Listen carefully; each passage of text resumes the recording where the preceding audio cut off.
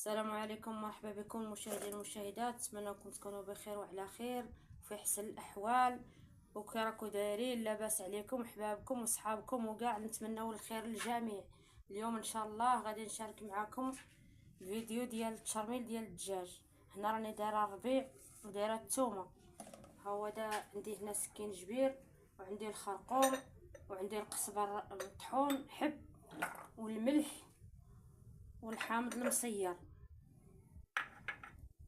بسم الله، نبداو على بركة الله.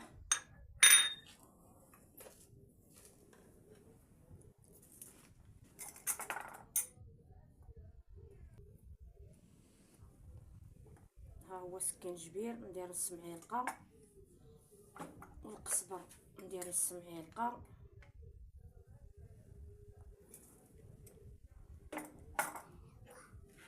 الخرقوم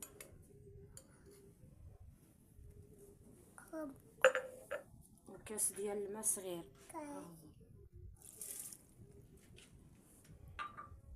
ايوا غادي نطحنوه فيها شوار ونشرملو به الدجاج. اللي عنده العطريه ديال الدجاج وبغى يزيدها يزيدها، واللي ما انا ما عنديش، بغيت ندير غير هادشي اللي عندي موجود. ها هو الكمون انا نسيتو ما درتوش في الاول، دوك غادي ندير هنا. هذه هي الشرموله ديالي هكا نديرها، ما نديرش الزيت، ندير غير داك الكاس ديال الماء.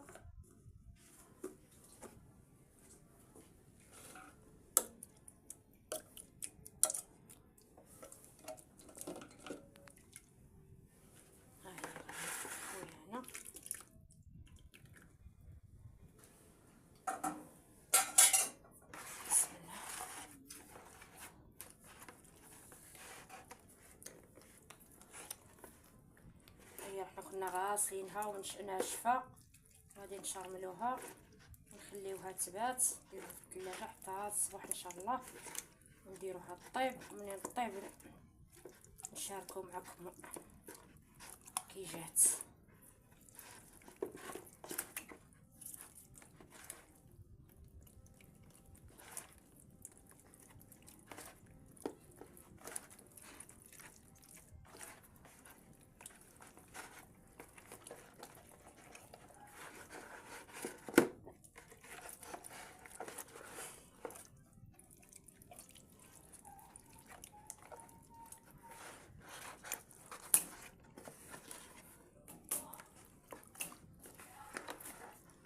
ايوا نتمنى هادشي يعجبكم، وكل شيء الناس راها عارفه كل شيء كي دير الدجاج وكي دير، واللي ما عارفش يشوف. وانا شاركوا معكم هذا الفيديو.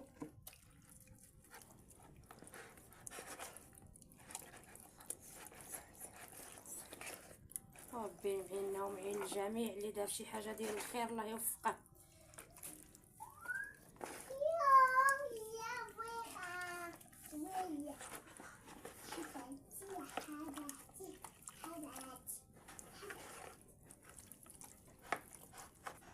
ها هي راح نشرملناها وغادي نبيتوها في هاد الشرموله، نغطيوها بميكا ونديروها في الثلاجه حتى الصباح ان شاء الله. ومنين طيب نوريكم الطريقه كي جات. وربي معيننا ومعين الجميع. السلام عليكم. ها هو دا الدجاجه اللي شرملناها وريناها لكم. هاني درت هنا البصله ودرت القزبر ودرت الخرقوم ودرت شويه القزبر مطحون ودرت الزيت والملح والبصله حتى يتشحر وندير الدجاجه. ها هو دا تقلا، غادي نديرو الماء.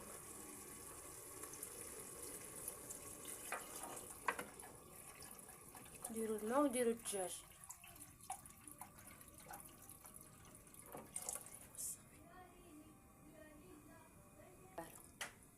ها هي بعد ما بللنا الكيكوط ديالنا، ها هي الدجاجه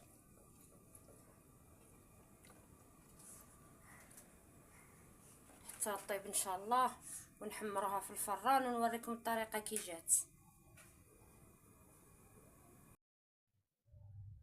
ها هي الدجاجه بعد ما صاوبناها طيبناها وحمرناها في الفران. الديسير ها هو اللي كتب الله.